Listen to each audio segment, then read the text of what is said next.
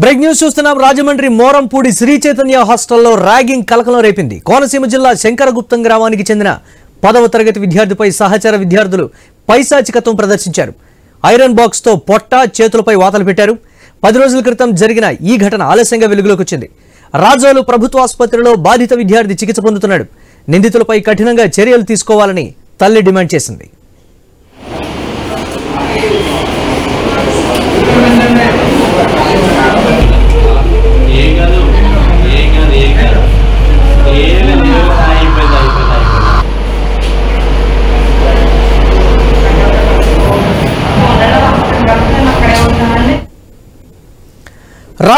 రాజమండ్రి మోరంపూడి శ్రీ చైతన్య హాస్టల్లో ర్యాగింగ్ కలకలం రేపినటువంటి break news చూస్తున్నాం. కోనసీమ జిల్లా శంకరగుప్తం గ్రామానికి చెందిన 10వ తరగతి విద్యార్థిపై సహచర విద్యార్థులు పైశాచికత్వం ప్రదర్శించారు.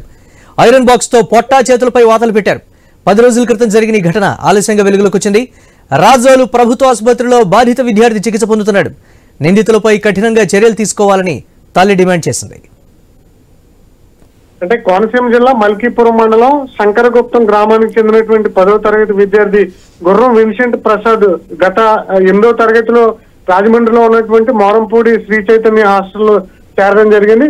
8వ తరగతి 9వ తరగతిలో బాగానే చదివిన 10వ తరగతిలో విషయానికి వచ్చేసరికి ఇక్కడ ఒక వివాదం చెలరేగడం జరిగింది తోటి విద్యార్థులతో. ఇదే క్రమంలో తోటి విద్యార్థులే అత్యంత పైశాచికంగా పాశవికంగా ఒక ఐరన్ బాక్స్ తో తోటి విద్యార్థిని పొట్ట అదేవిధంగా చేతుల మీద కాల్చినటువంటి సందర్భం కనిపించింది. ఇది జరిగి 10 రోజులు అవుతుంది. ఆలస్యంగా వెలుగులోకి రావడం జరిగింది. అయితే ఎప్పుడు కూడా విన్సెంట్ ఫోన్ లో మాట్లాడినటువంటి సందర్భంలో ఎప్పుడు ఆందోళనకరంగా ఎప్పుడు మాట్లాడలేదు, యాక్టివ్ గా మాట్లాడేవాడు. కానీ గత 2-3 రోజుల నుంచి ఆందోళనకరంగా మాట్లాడుతూ ఉండడంతో తల్లికి అనుమానం వచ్చి నిన్న స్కూల్ కి ఇక్కడ హాస్టల్ కి రావడం జరిగింది. హాస్టల్ కి వచ్చినటువంటి క్రమంలో విన్సెంట్ చేతుల మీద ఉన్నటువంటి గాయాలను చూసింది. ఆ తర్వాత స్టూడెంట్స్ అదేవిధంగా టీచర్ల దగ్గరికి వెళ్ళి మాట్లాడే ప్రయత్నం చేశారు.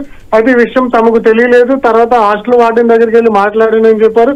అయితే హాస్టల్ వార్డెన్ కలిసినటువంటి క్రమంలో హాట్ వాటర్ పడింది, ఇలా గాయాలయ్యని చెప్తే మేము ఆయింట్మెంట్ తీసుకొచ్చి ఇచ్చామని చెప్పి హాస్టల్ వార్డెన్ తల్లికి చెప్పారు. అయితే పొట్ట భాగంలో గాయం అనేది తొలుత తల్లి గమనించలేకపోయింది. అయితే హాట్ వాటర్ పడితే చేతుల మీద ఎందుకు పడింది, బాడీ మీద కూడా పడాలి కదా అని చెప్పి హాస్టల్ బయటకు వచ్చినటువంటి తల్లికి అనుమానం వచ్చి తిరిగి మళ్ళీ వెనక్కి వెళ్ళి చూసేసరికి పొట్ట భాగంలో కూడా తీవ్రంగా గాలి ఉండడంతో ఒక్కసారిగా తల్లి ఆందోళన చెంది ఆ వార్డెన్ ప్రశ్నించే ప్రయత్నం చేసింది. ఈ ప్రయత్నంలోనే అంటే విన్సెంట్ కూడా నిజం చెప్పలేదు. అయితే తల్లి తన ఇంటికి తీసుకెళ్లి ట్రీట్మెంట్ చేపిస్తానని చెప్పి కుమారుడిని రాజోలు అంటే అంబేద్కర్ కోనసీమ జిల్లాలో ఉన్నటువంటి రాజోలు ప్రభుత్వ ఆసుపత్రికి తీసుకొచ్చి ట్రీట్మెంట్ చేయించేటువంటి పరిస్థితుల్లో జరిగిన విషయాన్ని విన్సెంట్ బయట పెట్టాడు. తోటి విద్యార్థులు హాస్టల్లో ఉన్నటువంటి సీసీ కెమెరాని పీకి తన సొంత బ్యాగ్ లో పెట్టుకోవడం జరిగింది. అయితే ఇది చూసినటువంటి విన్సెంట్ హాస్టల్ వార్డెన్ తో జరిగినటువంటి విషయాన్ని చెప్పారు. తోటి విద్యార్థులే హాస్టల్లో ఉన్నటువంటి సీసీ కెమెరాని పీకి బ్యాగ్ లో పెట్టుకున్నారని చెప్పడంతో ఈ తోటి విద్యార్థులు ఈ విన్సెంట్ నిజం చెప్పడంతో తోటి విద్యార్థులు ఆ కక్ష పెట్టుకుని విన్సెంట్ మీద తీవ్రంగా కొట్టడంతో పాటు ఒక ఐరన్ బాక్స్ ను హీట్ చేసి ఈ చేతుల మీద పొట్ట మీద ఆ భాగంలో కాల్చడం జరిగింది. అయితే ఈ విషయం మళ్ళీ బయటకు చెప్తే దీనికంటే దారుణంగా నేను తీవ్రంగా హింసిస్తాము, కొట్టేస్తాము, చంపేస్తామని చెప్పి బెదిరింపులకు పాల్పడడంతో 10 రోజులుగా కూడా హాస్టల్లోనే ఉంటూ జరిగినటువంటి విషయాన్ని చెప్పకుండా విన్సెంట్ ఎవరికి చెప్పకుండా హాస్టల్ వార్డెన్ ఇచ్చినటువంటి ఆయింట్మెంట్ వాడుతున్నటువంటి సందర్భం కనిపిస్తుంది. ఎప్పుడైతే తల్లి హాస్టల్ కు వెళ్ళిందో ఆ విషయం వెలుగులోకి రావడంతో ప్రస్తుతం శ్రీ చైతన్య హాస్టల్లో జరిగినటువంటి దారుణమైనటువంటి ఘటన వెలుగులోకి రావడం జరిగింది. ప్రస్తుతం రాజోలు ఆసుపత్రిలో ట్రీట్మెంట్ పొందుతూ ఉన్నాడు విన్సెంట్. ఎమ్మెల్సీ చేస్తున్నారు. దీని మీద ఎవరైతే దాడి చేసినటువంటి విద్యార్థులు రాజమండ్రికి సంబంధించి ఒక విద్యార్థి, వైజాగ్ కి సంబంధించినటువంటి మరొక విద్యార్థి, 2 విద్యార్థులుగా బాధితులు చెప్తున్నారు. వారి మీదతో పాటుగానే నిర్లక్ష్యంగా వ్యవహరించినటువంటి హాస్టల్ వార్డెన్ చర్యలు తీసుకోవాలని తల్లి విజయలక్ష్మి అయితే చెప్తూ ఉంది. Right, thanks for updates Ganesh. జ్వరమని బెంగ వచ్చిందా ఏంటి మరి నాకు చెప్పకపోయావంటే లేదు మమ్మీ చెల్లి బెంగ వచ్చింది అన్నాడు. సరే బాబా అనేసి చెయ్యి చూసానండి. చెయ్యి చూసేటప్పటికి ఇక్కడ కాలిపోయిందండి.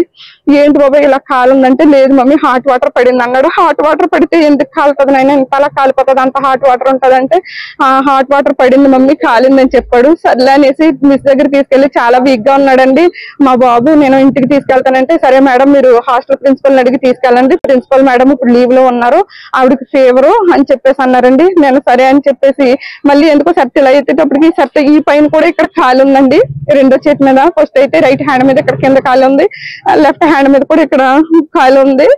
సరే బెంగ వచ్చిందా, దేని గురించి జ్వరమని బెంగ వచ్చిందా ఏంటి మరి నాకు చెప్పకపోయావంటే లేదు మమ్మీ చెల్లి బెంగ వచ్చింది అన్నాడు.